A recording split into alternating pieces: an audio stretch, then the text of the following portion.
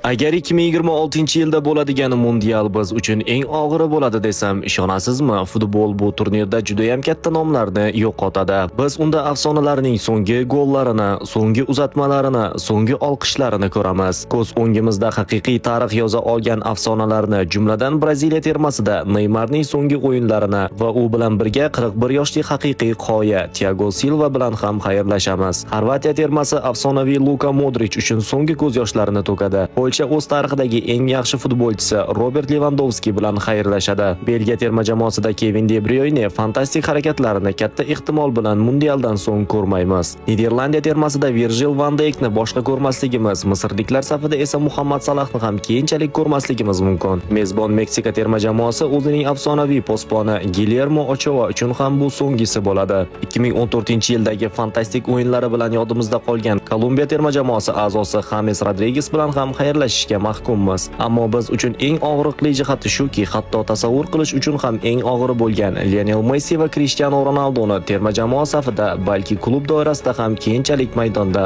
qaytib ko'rmaymiz. Aytingchi, bu jahon chempionatida qaysi terma jamoa g'alaba qozonadi? Izohlarda fikrlaringizni yozib qoldiring.